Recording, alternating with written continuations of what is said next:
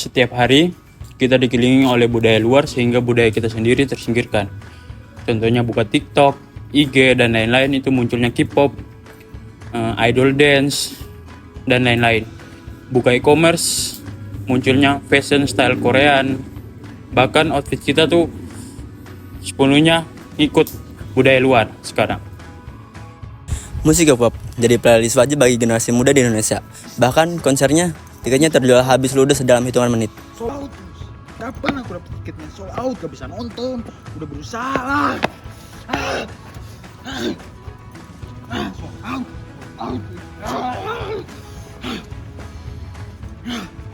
Remaja mengikuti budaya Korea dengan antusiasme. Musiknya jadi teman sehari-hari, gaya pun ditiru tanpa ragu. Tapi, giliran konten budaya lokal lewat, mereka langsung nge-shop begitu aja.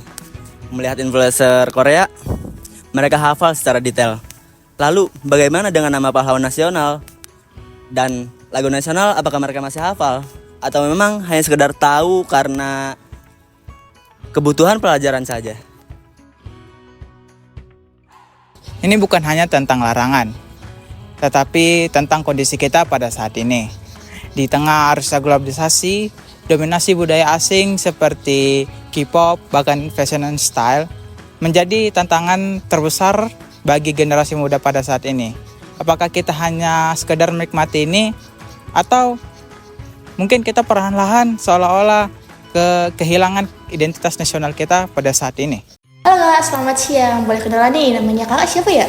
Siang, aku Salsa. Oke, Kak Salsa, boleh nggak aku tanya-tanya sedikit? Boleh? Oke, pertanyaan yang pertama itu, apa sih yang terlintas di pikiran Kakak ketika mendengar nama K-pop? Blackpink, BTS. Kenapa K-pop itu menarik buat kakaknya? Atau menarik untuk kalangan anak muda?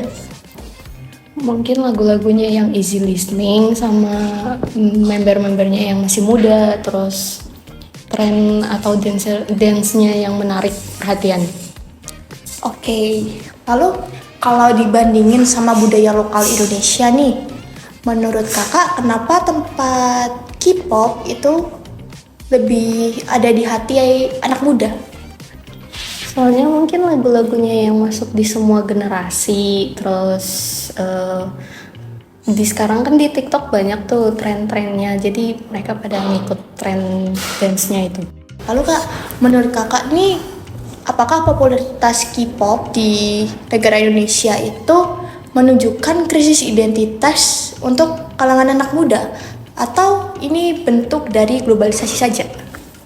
Bisa dibilang krisis identitas, soalnya kan kayak yang tadi aku sebutin, TikTok kan banyak tren dance-nya itu. Nah, anak-anak muda tuh pada gemar itu, tapi mereka nggak nge-hype atau melestarikan dance budaya dari Indonesia gitu. Oke, terus menurut kakak lagi nih, satu lagi, bagaimana caranya kita membuat budaya Indonesia seperti musik, tarian, dan lain sebagainya itu bisa menjadi hype lagi, menjadi naik lagi.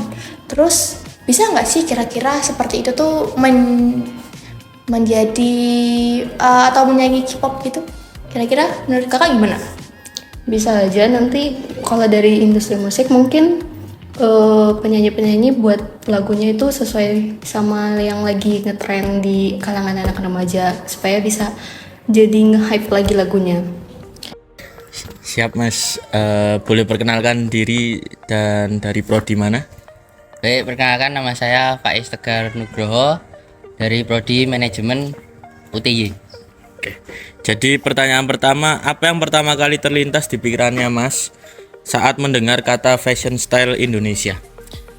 Ya, yang pertama itu pertama terlintas itu kayak batik, terus kebaya yang tradisional sih Mas. Oh, jadi kayak tradisionalnya dari Jogja gitu ya Mas ya? Ya. Terus Masnya mengetahui nggak tentang Korean Wave? Kalau Korean Wave itu mungkin dari style berpakaiannya sampai ke musiknya sih yang setahu saya. Jadi musik-musik terus pakaiannya yang zaman sekarang gitu ya Mas ya? Iya. Masnya pasti punya hal yang Masnya suka dari Korea. Misal musik, terus film, atau fashion. Nah, menurut Masnya nih, apa yang membuatnya Korean Wave itu begitu menarik dan mudah diterima sama khalayak muda? Ya kalau saya pribadi itu lebih suka kayak fashionnya sama musiknya yang sekarang itu kan masih up to date terus gitu loh. Ya yang banyak disukai sih. Gitu Jadi aja. gara-gara lagi ngetren gitu ya. Ya. Gimana sih Masnya melihat perkembangan gaya berpakaian generasi muda saat ini?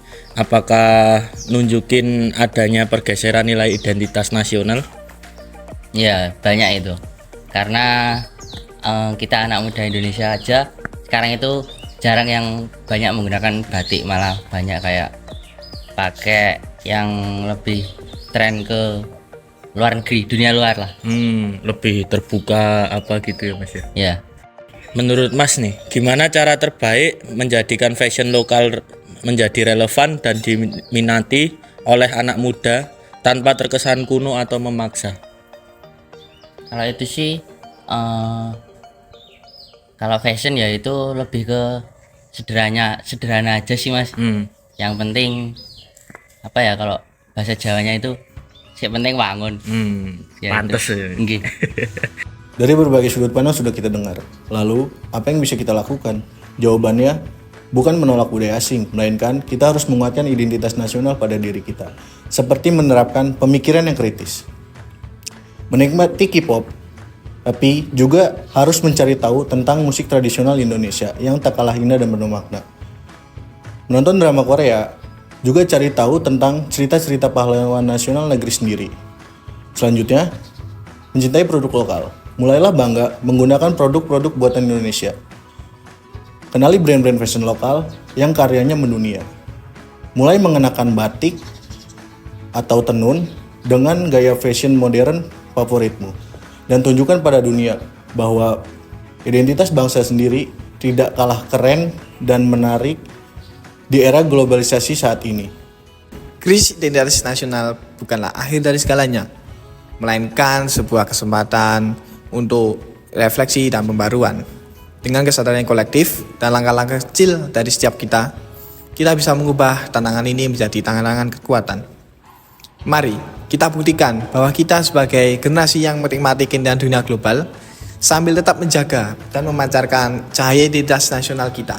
Karena pada akhirnya kearifan lokal adalah modal global yang paling berharga bagi kita semua.